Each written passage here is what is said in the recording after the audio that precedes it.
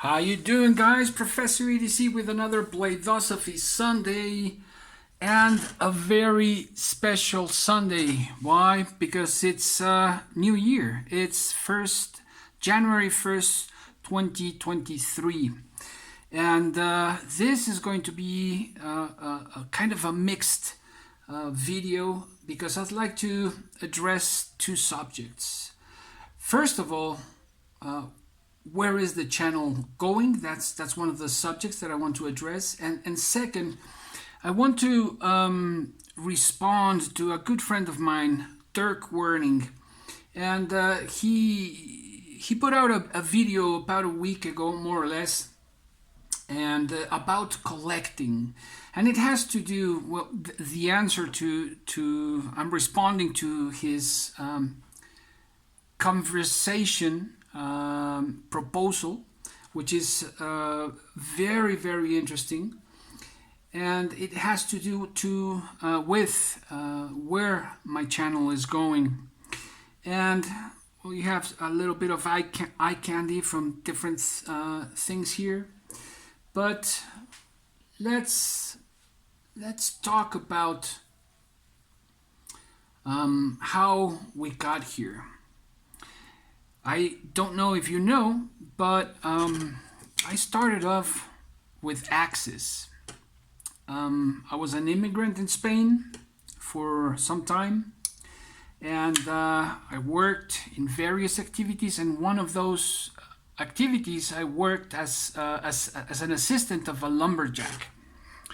That's right, and I just fell in love with axes, and from there, I came back to Mexico, and make the long story short, made a project of Montessori education for rural communities up in the mountains, and so up in the mountains, well, it's very common to use a knife, to have a knife with you. And so my next step was to fall in love with knives, and then with machetes as well, and then with folders, and last but not least with traditionals. So that's a little bit in a nutshell where I'm coming from. But this have been, I don't know, just 20 years of experience in the field, felling trees legally, of course, and doing different activities in the mountains, and using these fantastic tools, machetes, axes, knives, full-tang knives, and fixed blades, and modern folders, right? And just going through this, how to put it,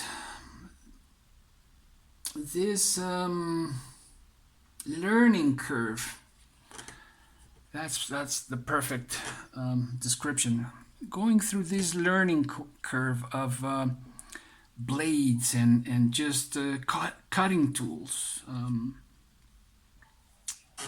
experimenting, just different brands, different designers with collaborations with brands such as Spyderco, such as Zero Tolerance, and so on. And so, I got bitten by the bug from start with the axes, and I had a pretty decent collection of axes which I used, council tool, Trooper, and Grants Force Brooks, and what was the other one? Husqvarna, and a couple of others. But as I grew older and started doing less of these activities, which are pretty heavy duty, just exhausting activities, I got rid of all my axes, most of them, and so I just keep a few of them in order to make firewood and just trim trees, and that's basically it. The same as well, the machetes, I still keep a collection which is around 20 machetes of different times, different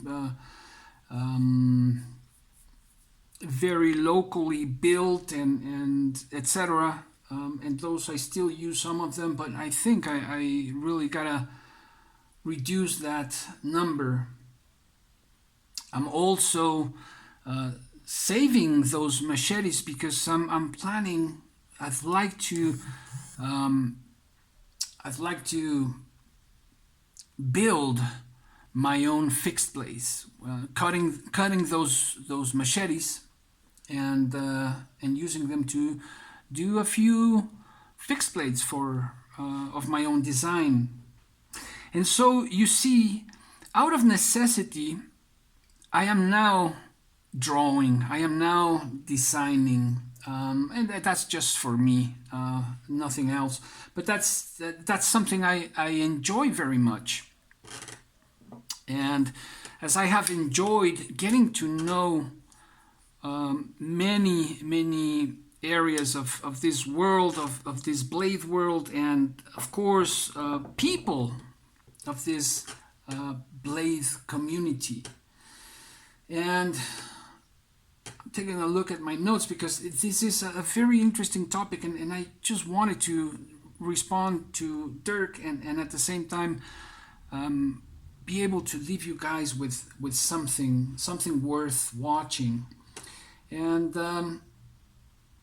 I started thinking about how I got here, or how I got where I am as of today, January 1st, 2023.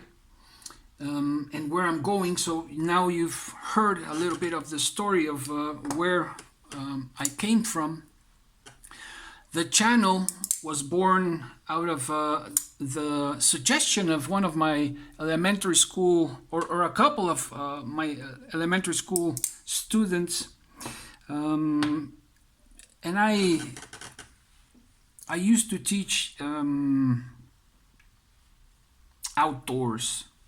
Children from different schools, and they were fascinated by the knives, by the axes, by the just the tools.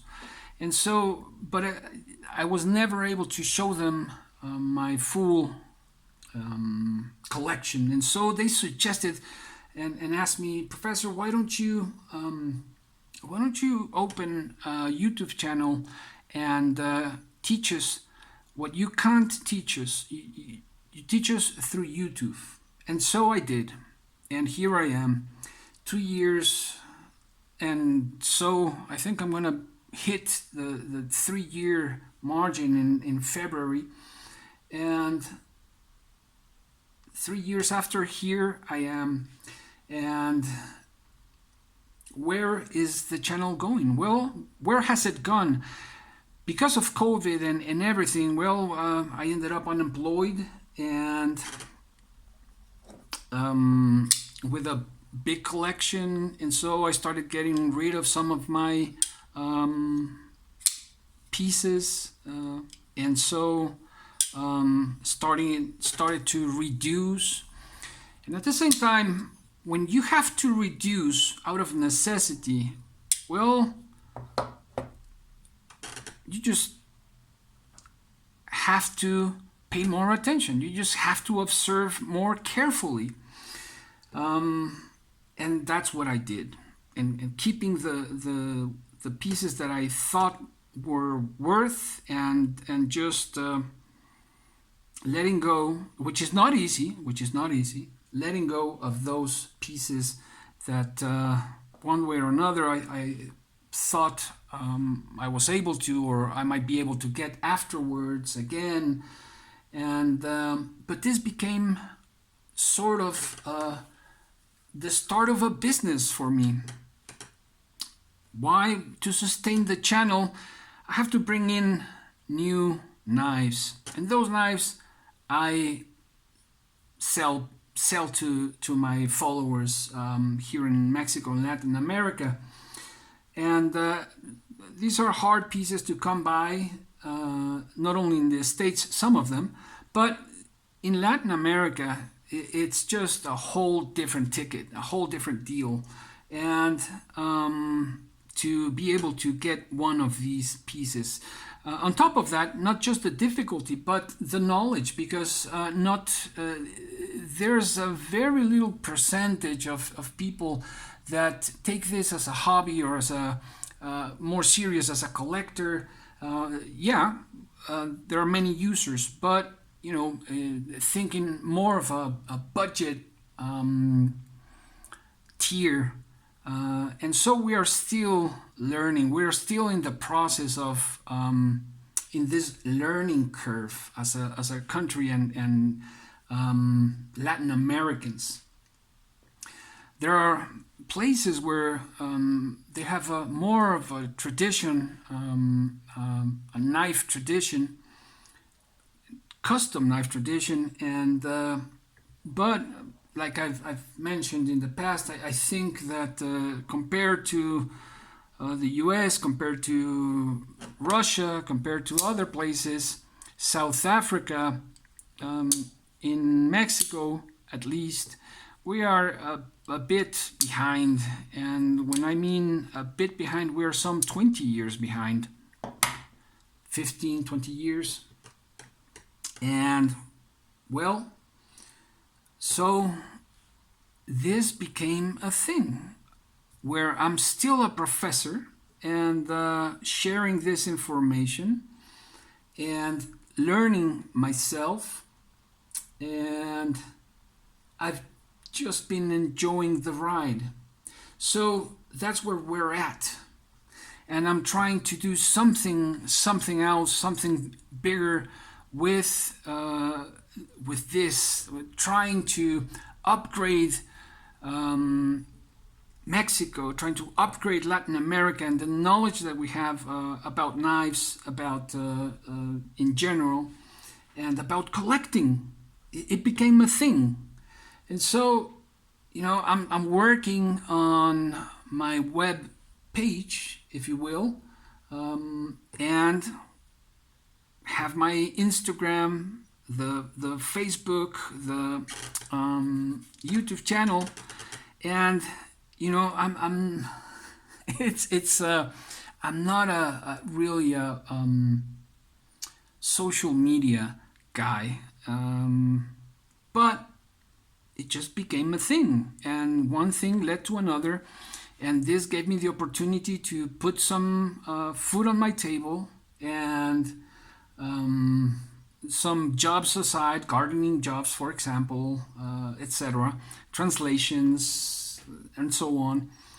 And well, that's where I am today. And where is the channel going? I think it's a matter of riding the wave and keep on riding the wave. There have been many a time that I've been faced with the situation where to think about closing the channel. Fortunately, I found one way or another to continue, and I'm still finding those ways. But these many words come to mind, and these words are evolve. When I think about this process of mine, which I think at the same time is of many, the circumstances may vary, but many of us have followed this this curve, this learning curve that continues if we allow it, and if we have the interest, and if we set our minds a little bit to it. And so this learning curve turns into change, and that turns into mature something, and that turns into evolving something.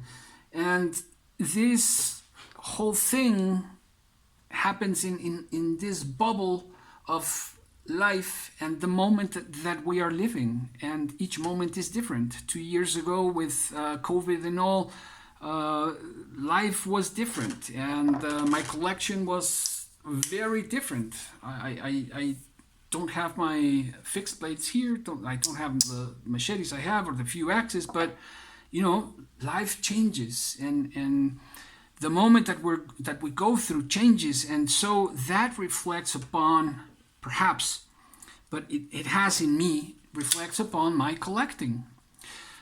Because also, and I've done some research on this, well, there's a whole lot to say in the psychologic arena about collecting and the different types of collecting, psychologically speaking. And so I also took this as a self-development path, and that's how the BLADE-OSOPHY is born. And it's just, well, this is a topic that many of you that have followed me for some time may know, but it's some of these topics that I enjoy the most, and thinking about and reflecting upon, and just at the same time the wave continues. And if I want to keep on riding this wave, then I must continue, and I must keep on evolving and thinking of the collection, of what I'm looking for, of what I used to like and what I stopped liking, or there was a change there, and why that change.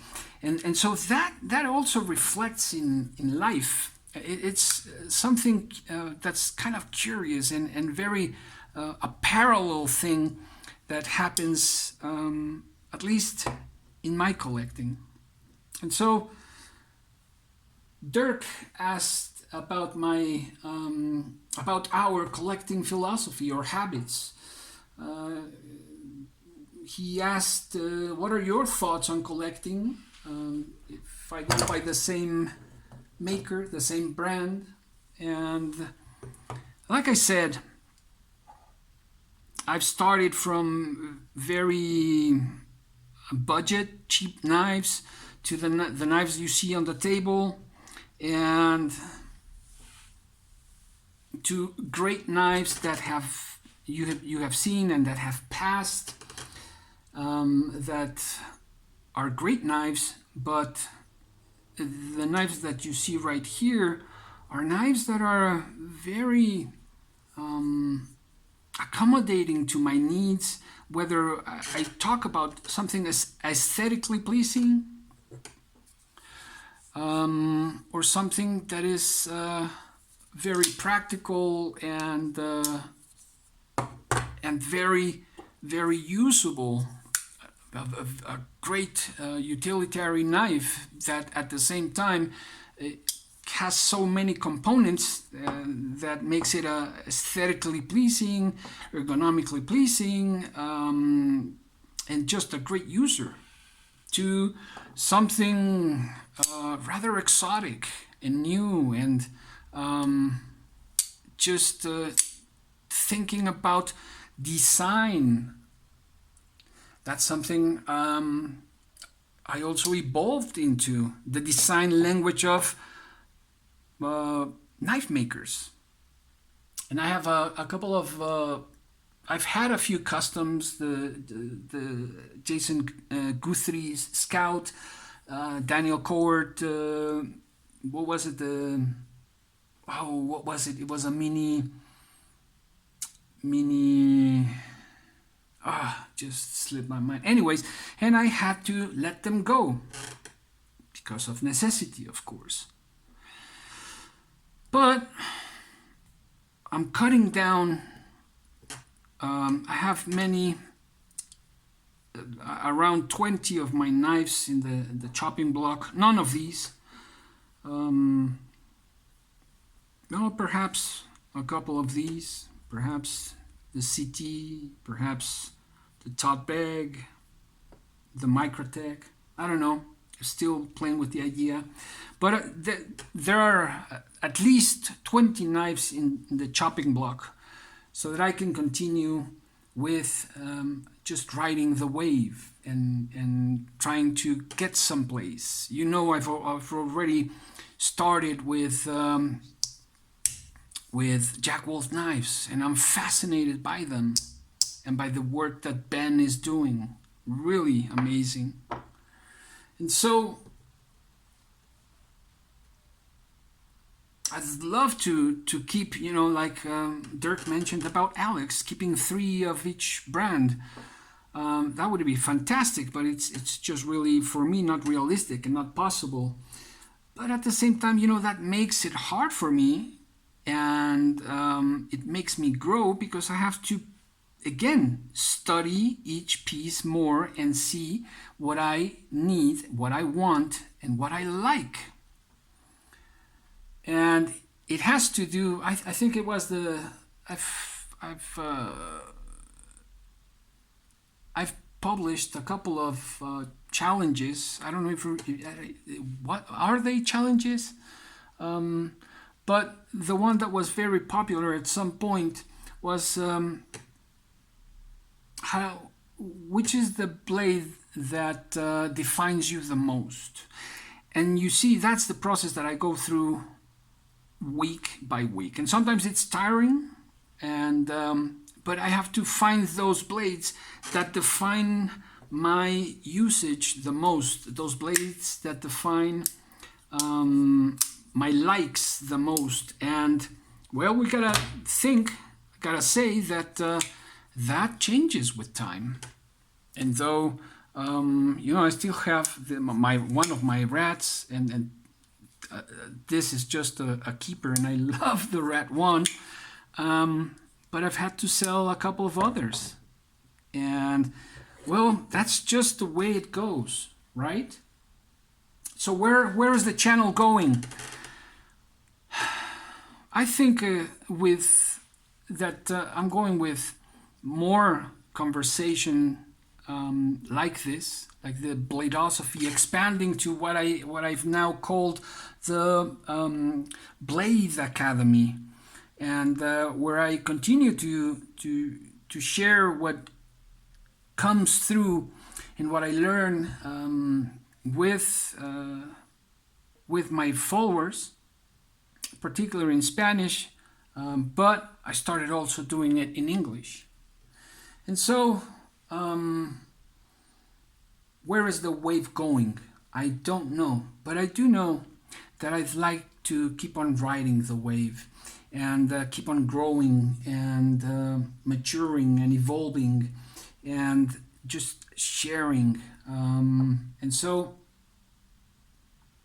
for this 2023, I have in mind less, well, I have to get rid of some 20 pieces from the collection, and I'm thinking about a couple of custom folders. And if that comes true, well, then you'll see it in the channel. And of course, I'm waiting for Dirk to let go of a special something that I've wanted since I stumbled upon Dirk's channel, which, by the way, if you don't know Dirk Werning, go over to his channel. That's a fantastic channel, just as the Watch and Cut channel of Alex and Nick Shabazz, a good, not just a friend, but a teacher, Nicolas. Those are channels, and Cedric and Ada, Outdoors, Pete, just wonderful people, wonderful channels that I keep on learning, that I continue to learn, and that it's a pleasure to share the space, this space with. So, where are we going? It's always a surprise. I may point my arrow towards the direction I want, but there will be winds, and there will be changes in temperature and in the energy in which I fire that arrow, and so many elements that to take into consideration. But the arrow is pointed, and so we'll see what depart us for this 2023. In the meantime, my best wishes for you and your families. May you enjoy good health, a good job, and good luck. Professor EDC out.